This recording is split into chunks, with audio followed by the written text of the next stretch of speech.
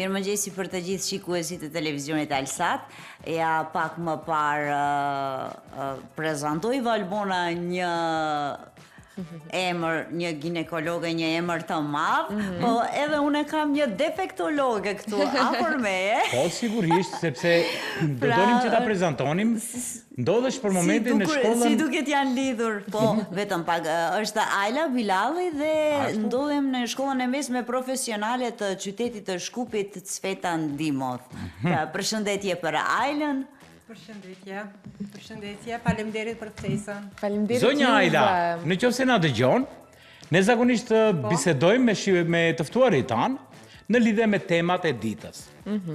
Temën e ditës së sotme e kemi mitet dhe tabut që fatkeqësisht ndonjëherë pa vetdije po na lën pas si shoqëri. Kemi shumë mite dhe tabut të cilat kanë dhënë kontribut për popullin tonë, për Të cilat na lartësojnë shumë. Po, e kemi besën, e kemi nderin, po kemi edhe shumë mite dhe shumë tabu tjera që unë mendoj që na ka lënë pas. Siç janë disa fjalë, vajza duhet të duroj, mos fol se është turp, buri nuk qan. Ti nuk ke të drejtë, Si e të tjera, mendoni në anën e perspektivës tuaj të paktën tek të rit? Apo largohen këto mite, këto tabu, apo ende po vazhdojnë dhe po ndikojnë negativisht në zhvillimin e tyre? Po, ju ndëgjoj, faleminderit për pyetjen. Sa ju përket miteve, dua ta inkuadroj edhe profesionin tonë si shërbim profesional në shkollë, ku unë si defektolog bashku me psikologën e shkollës, ka disa nxënës ose një grup moshatarësh që janë që niveli i vetdijes është i rritur për rolin ton kyç që e kemi në shkollë.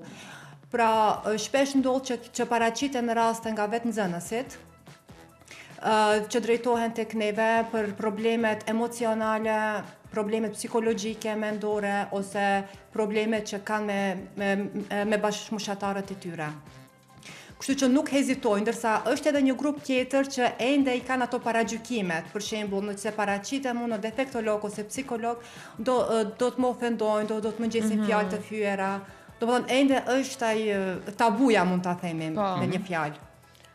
Mirë, Ajla, për çfarë probleme drejtohen tek jush më shpesh? Çfarë probleme kanë të rinjtë që ballafaqohen në këtë shkollë ku jeni, ku e drejtoni, pasi që e dim se në këtë shkollë është shkolla e mjekësisë, teknikës, ka drejtime të ndryshme.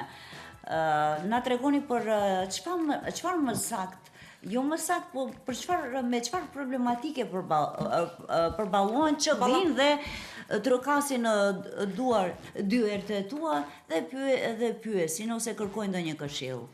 Ashtu si që potencova edhe më herët, problemet janë të shumta, duke i përfshi problemet emocionale, sepse është një fazë adoleshencë, ku është faza shumë kritike tek zhvillimi i të rinjve. Do me thënë, ne luajmë një rol kyç tek nxënësit, duke formuar identitetin e tyre, personalitetin e tyre, ndërsa theks dhe rol të veçantë i kushtoj gjendjes emocionale të përgjithshme të tyre, gjendjes psikologjike. Kur jemi te gjendja emocionale, këtu janë ndrydhjet emocionale, shtypjet, presionet nga shoqëria ose nga familja, ndërsa kur jemi në aspektin psikologjik, aty kemi stresin, ankthin, ose probleme në të mësuarit, ashtu edhe pak më herët si thash konflikte me bashkëmoshatarët, por niveli është i rritur, niveli i ndërgjegjësimit, ku nxënësit nuk e kanë më atë frikë të disa prej tyre, atë tabu. Do me thënë që gjenerata çdo vit e më tepër, gjeneratat e reja janë thyer ato tabuja, sidomos tek vitet e para e mëtutje. Ndërsa edhe një problem që dua ta potencoj, fenomen mund ta quaj, është tek vitet e para, ku për çdo vit ballafaqohemi me të njëjtën gjë. Është ai adaptimi. E kanë shumë të vështirë të adaptohen, sepse është një fazë tranzicioni. Kalojnë nga fëmijëria, nga shkolla fillore, vinë tek ne këtu në shkollë të mesme dhe është ai tranzicioni nga puberteti në adoleshencë. Është adaptimi, mungon adaptimi për shkak se ndryshojnë vend, vinë nga vende të ndryshme, nga vende rurale ose nga qytete të ndryshme, mos adaptimi me profesorët, me lëndët, dhe ajo mandej ju shkakton probleme psikologjike ku drejtohen tek neve për këshilla se si të adaptohen, si të vazhdojnë mëtutje, ose kemi raste edhe që kërkojnë ndihmë se si të mësojnë. Neve ju tregojmë metoda se si të mësojmë, si të ndajnë mësimet, si ta kenë më të lehtë qasjen tek mësimet të cilat ata i kanë. Por Mandej organizojmë edhe takime me prindërit. Desha këtë të Ashtu, pyes, a pra. keni ndonjë relacion me prindët? Kemi. Do me thënë, a ka ndodhur ndonjë prind që të shet ndonjë çrregullim, si të them, ndonjë shenjë nga fëmia që ka ardhur vetë me iniciativën e vet, që të kërkon ndihmesë nga ana juaj? Kemi padyshim që bashkëpunimi me prindërit është një rol kyç, sidomos në procesin edukativ arsimor. Kemi prind që janë shumë të angazhuar, kërkojnë interes, tregojnë interes të madh ndaj fëmijëve të tyre duke u drejtuar tek neve si shërbim profesional, por neve kemi obligim ligjor që të organizojmë takime ose këshillimore individuale me prindërit, qofshin ato grupore ose individualisht me çdo prindër. Dhe aty e diskutojmë për çdo nxënës nivelin e tyre, progresin e tyre, problematikat e tyre dhe sfidat në përgjithësi që ata ballafaqojnë në jetën e shkollës së mesme, duke informuar në vazhdimsi. Po si informacione për klimën në shkollë dhe situatën në mes nxënësve, si është klima tani, është aktuale. Ne e dim se çfarë po ndodh në këtë moshën adoleshentes dhe çfarë po ndodh. Keni problematika që vërtet që mund të zgjidhen, ose ndonjë problematikë që është shumë më e rëndë dhe duhet ndonjë përforcim nga ndonjë institucion ose ndonjë njeri special dedikuar këtyre çështjeve? I përket klimës së shkollës, ne shërbimi profesional luajmë rol kyç në monitorimin e përgjithshëm të problematikave, duke zgjedhur problemet e tyre, vazhdimisht jemi në për terren, do të thënë në për objektin e shkollës, ashtu edhe si e thash, nxënësi vet paraqitet ose nëpërmjet profesorëve lëndor, ku ato e paraqesin rastin dhe mandej neve nuk hezitojmë dhe shiqojmë të zgjedhim problemin. Klima e shkollës për momentin këto vitet e fundit pothuajse është shumë pozitive, ka ndryshuar qasja, sa ashtu edhe ju siç e potencuan ndonjë problem, konflikt shumë më serioz deri tani nuk kemi pasur deri në atë nivel, saqë të ndërhyjnë edhe institucione tjera. Kjo ndodh për shkak se ndërgjegjësimi i nxënësve është rritur dhe bashkëmoshatarët mes vete më shumë po shoqërohen. Do të thënë e din rolin ton, e din se rolin e tyre në shkollë, nuk kemi kështu lloj problematika. Por tani nuk mund të them se është gjithçka në rregull, problematikat kemi, konfliktet janë në mes bashkëmoshatarëve, por ato janë probleme të përditshme, mund të them. Tani nuk dua të potencoj problematikat, janë gjëra që nuk ja vlen të diskutojmë, por në përgjithësi klima është pozitive sepse merremi vazhdimisht edhe me projekte edukative, kemi realizuar shumë projekte për inteligjencë emocionale, inteligjencë sociale, aktivitete tjera brenda shkollës dhe kështu kemi bërë atë mundësinë, hapësirën që nxënësit mes vete më mirë të kuptohen, të edukohen, të zhvillohen dhe ta kuptojnë njëri tjetrin për nevojat e tyre, qofshin ato personale dhe shkollore.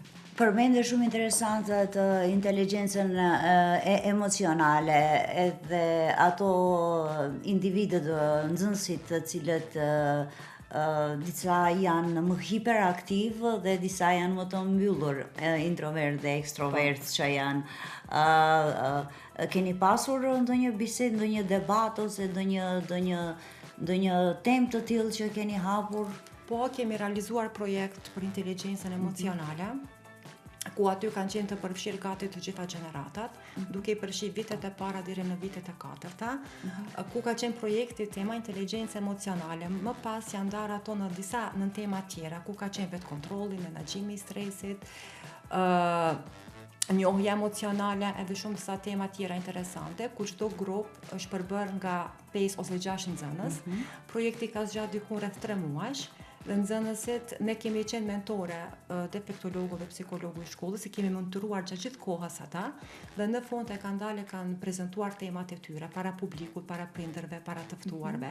Dhe aty e kam vërejt, kemi bërë një statistikë që me të vërtet ndikon pozitivisht aktivitetet edukative të cilët i realizojmë tek nxënësit. Po edhe në formë jo formale kur janë, pasi kur janë formale klasike në klasa është shumë më rëndë. Mirë, po kur janë jo formale nëpërmjet lojrës, learning, ajo pragmatik që është pjesa learning by doing, që është shumë interesante, ato pjesë janë më që i pranojnë dhe vërtet edhe ju duket shumë rezultatet interesante, sepse çdo gjë që mësohet rreth lojës, nëpërmjet lojës, është shumë interesante dhe shumë e kapshme për nxënësit. Dhe ata me ato idetë e tyre kanë realizuar edhe punëtori të ndryshme, ndërsa ne kemi qenë vetëm si vëzhgues dhe i kemi kritikuar ka pas raste, i kemi këshilluar se si duhet bëhet. Por shumicën e punës e kanë bërë vetë nxënësit, ku kanë treguar sukses shumë të madh në këtë fushë. Mirë, Ala. Nëse më dëgjon? Po. Unë do doja një pyetje për zonjën Ajla, që të na e shpjegon, sepse cili është roli i mësuesve, ose mund të themi, a janë mjaftueshëm të trajnuar mësuesit për të kuptuar dhe për të menaxhuar nxënësit me nevoja të veçanta? Deri diku mund të them që janë të trajnuar, por ende mund... Do doja sinqerisht të bisedojmë, sepse kemi ankesa të shumta, kemi dëgjuar ankesa të shumta, ku fatkeqësisht nuk trajtohen ose nuk janë edukuar ose trajnuar shumë mësues për të ballafaquar me këta fëmijë. Jeni shumë i qartë, po ju kuptova shumë mirë. Niveli i trajnimit tek mësimdhënësit, sidomos e kam fjalën për në shkollë të mesme këtu ku jam unë, është shumë i ulët, kështu mund të shprehem, sepse nuk kemi shumë fëmijë me nevoja të veçanta në shkollën tonë dhe ende mungon ai trajnimi profesional tek kuadri arsimor. Ndërsa shumë kemi nevojë që të trajtohen, ndërsa ne si defektolog mundohemi aq sa mundemi të informojmë rreth problematikave të tyre, ku punohet me disa nxënës që i kemi këtu, punohet me plane individuale, por nuk mund të them që janë të komplet të trajnuar mësimdhënësit në këtë fushë. Edhe pse shifrat, po? Më falë që ju ndërpreva, unë kam edhe një pyetje pak ndoshta më anë psikologjike të fëmijëve, sepse me të vërtetë është shumë shqetësuese zonja Ajla se çfarë po ndodh me lajmet, sidomos kohën e fundit që po i hasim tek më të rinjt, një abuzim në shumë lloj mënyra që po bëhet tek të rinjt, dhe ishte një statistikë që unë nuk do doja ta besoja as pak, po dje në lajme të ndryshme u dha që 1 në 5 fëmijë është i abuzuar në çfarë do lloj mënyra, qoftë seksualisht, psiqikisht, apo edhe i bullizuar. Dua që sot të na thoni disa shenja të cilat prindërit mund t'i identifikojnë tek fëmijët e tyre, apo çfarë mund të bëjnë prindërit e tyre, dhe ju si mësimdhënës dhe si defektolog, që t'i dallojmë kur fëmijët kanë ndonjë stres, kanë kaluar ndonjë krizë. Sepse shoqëria po dështon, ne si më të mëdhenj, grup moshat më të ndryshme, po dështojmë t'i mbrojmë fëmijët tanë. Çfarë mund të bën sistemi shkollor, po ashtu edhe prindërit për t'i mbrojtur këta fëmijë?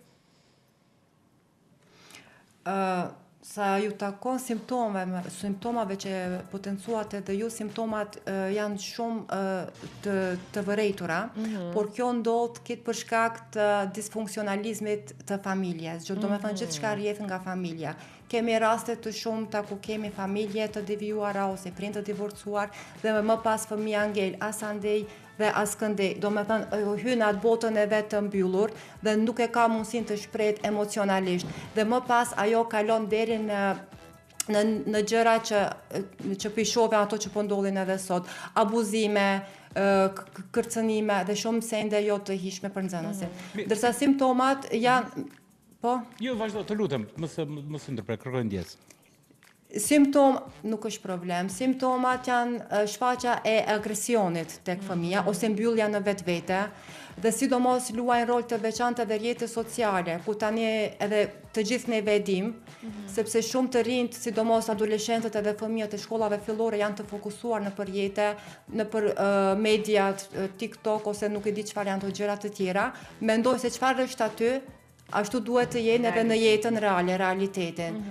Edhe ato mundohen t'i bëjnë si një farloj, në fojzat e them, trend, si e quajnë të rinj, por ajo është një abuzim shumë i madh. Këtë e bëjnë edhe për qëllim për vëmendje, të nxisin vëmendje tek të tjerët, postojnë video të ndryshme vetëm për të kërkuar sa më shumë pëlqime, të krijojnë famë, ndërsa pasojat i kemi shumë të rënda dhe ato edhe janë këto që po ballafaqohemi në ditët e sotme. Ndërsa për t'i parandaluar ato, duhet të gjithë shkollat, të gjithë shërbimet, po edhe mësimdhënësit të marrin masa, sidomos të mbajmë ligjërata edukative, të ndërgjegjësohen fëmijët, si në shkollë fillore, ashtu edhe në të mesme. Se sa janë të rrezikshme rrjetet sociale, po ashtu edhe komunikimi me familjet e tyre dhe prindërit duhet të jetë në nivelin sa më konstruktiv. Që të informojnë për pasojat dhe derisa mund të zgjatë ky fenomen, ky problem. Zonja Ajla, unë kam edhe një pyetje, e cila besoj që është shumë urgjente. Në qoftë se ju, si defektologe, do t'ju jepnit një mesazh një profesorëve ose mësimdhënësve, edhe një mesazh tjetër prindërve të fëmijëve të cilët... Këtë e pata të përgatitur këtë pyetje unë, Dritro, të lumt, bravo. Edhe, cili sipas jush do t'ishte mesazhi më urgjent dhe kujt do doje që ta mirte i pari, mësuesit, mësimdhënësit, apo prindërit, për sigurisht për mirëqenjen e fëmijëve. Kuptohet. Si përfundim mesazhi, ju bëj thirrje dhe mesazhi im kryesor është ky, në flas në emër të shërbimit profesional, është që kur të shohin gjëra abuzive ose ndjen të pasigurt nxënësit në veten e tyre ose prindërit kanë dyshimet e tyre për fëmijët e tyre, mos të hezitojnë të kërkojnë ndihmë direkt të shërbim profesional i shkollës. Aty ku inkuadrohet edhe kujdestar të klasave, drejtori i shkollës dhe gjithë stafi jon. Nuk duhet të shkojmë sipas paragjykimeve, por duhet të merrim hapa sa më urgjente që të parandalojmë një situatë të tillë, që mos të eskalon deri në një nivel ku më kthim brapa nuk ka. Kështu që është shumë normale dhe duhet të merret shumë me qetësi drejtimi tek psikologu i shkollës, tek defektologu i shkollës, sepse ne jemi ata që i parandalojmë këto lloj abuzime, këto lloj situata jo të mira që po ndodhen ditëve të sotme. Domethënë, sipas jush, më përpara mesazhi do duhej të ishte tek mësimdhënësit sesa tek prindërit.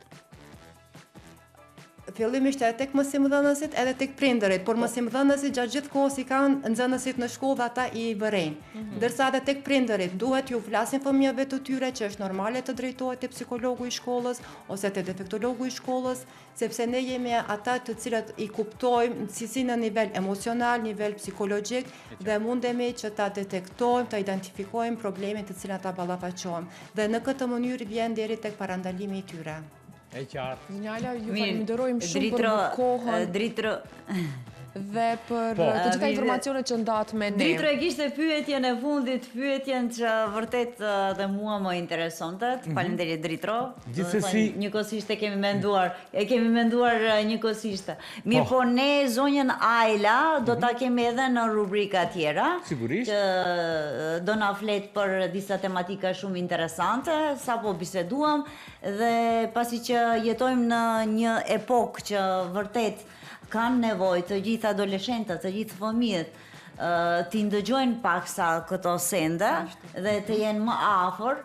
Kështu që zonjën Ajla do ta kemi më shpesh me ne dhe juve ju urojmë një ditë të mbarë, Dritro, Valbona dhe Regjien dhe faleminderit shumë Valbona.